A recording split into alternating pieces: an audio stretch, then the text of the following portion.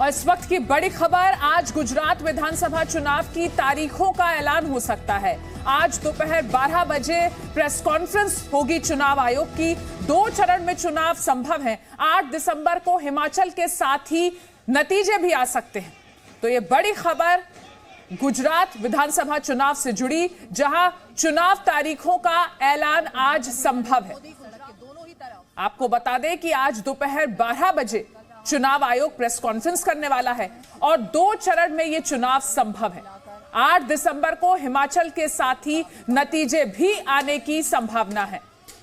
जी media संवाददाता रवि त्रिपाठी इस वक्त हमारे साथ फोन लाइन पर जुड़ गए हैं। रवि, आज तारीखों का ऐलान संभव है?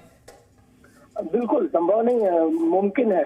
आज ही ऐलान होगा गुजरात के विधानसभा चुनाव की तारीख का। चूंकि मैंने कल भी बताया था कि कल चुनाव की तारीख का ऐलान होना था, लेकिन राजकीय शोक था मोरबी वाले मामले को लेकर गुजरात में, इस वजह से कल नहीं किया गया ऐलान। और आज चुनाव की तारीखों का ऐलान होगा। ये मान के चलिए कि 2 फेज में चुनाव होंगे। ये हो सकता है कि एक तारीख नवंबर के आखिरी हफ्ते में हो और दूसरी तारीख दिसंबर के पहले हफ्ते में हो। ये भी हो सकता है कि दिसंबर के पहले हफ्ते में ही दोनों तारीख 2-3 दिन के गैप में हो।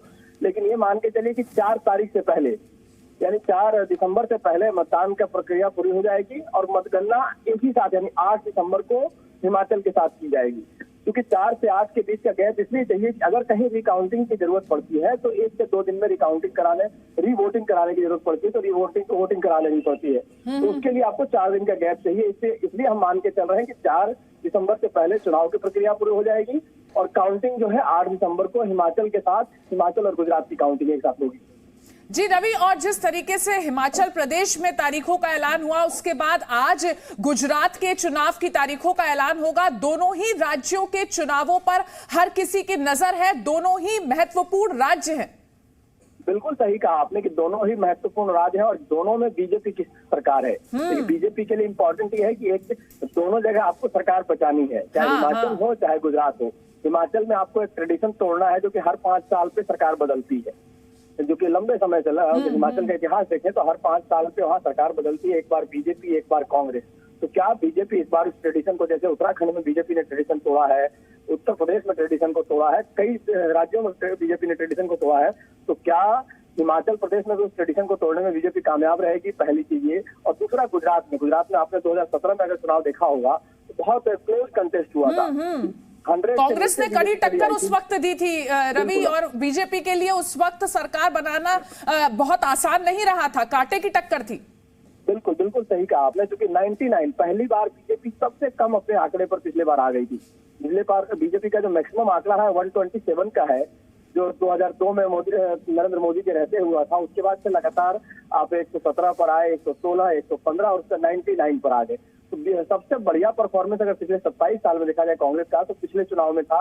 और इस बार ऐसा लग रहा है कि ट्रायंगुलर फाइट है। आम आदमी पार्टी भी गुजरात में मजबूती से चुनाव लड़ने जा रही है। तो वैसी स्थिति में अगर डिवीजन ऑफ वोट होता है, वोट का बंटवारा होता है, तो बीजेपी को उसका फायदा हो सकता है।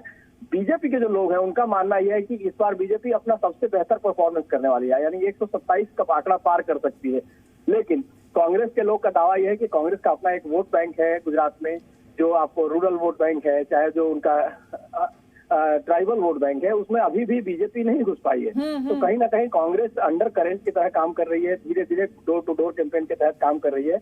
और आम आदमी पार्टी अगर शहरी इलाके में बीजेपी को डेंट करती है तो बीजेपी को नुकसान भी हो सकता है, क्योंकि आम आदमी पार्टी का वोट बैंक रूरल ही नहीं अर्बन में भी होता है। तो पिछली बार जिस तरह से आपने देखा कि अर्बन वोटर में, वोट बैंक में वो बीजेपी का डेंट नहीं हो पाया, चाहे वो सूरत देखिए, सूरत से 15 की 15 सीटें बीजेपी जीत कर लाई। अहमदाबाद में जो महज 3 सीट का नुकसान हो पाया बीजेपी को। पूरे अहमदाबाद में 21 सीटें हैं, 21 में से मुझे लगता है 2 या 3 सीट ही कांग्रेस जीत पाई, मैक्सिमम सीट बीजेपी लेकर आ गई। बड़ोदरा हो गया, राजकोट हो गया, ये जो इनका गढ़ है, जो शहरी गढ़ है बीजेपी का, वो बीजेपी बचाने में कामयाब रही है। और इसी वजह से कहीं ना कहीं 99 के आंकड़े के साथ ही सरकार बना पाई। जी रवि, बहुत बहुत शुक्रिया आपका इस जानकारी के लिए। तो आज गुजरात चुनाव की तारीखों का ऐलान होगा। दोपहर 12 बजे चुनाव आयोग की प्रेस कॉन्फ्रेंस होगी और इस प्रेस कॉन्फ्रेंस के बाद पता चलेगा कि गुजरात में चुनाव की तारीख कब है।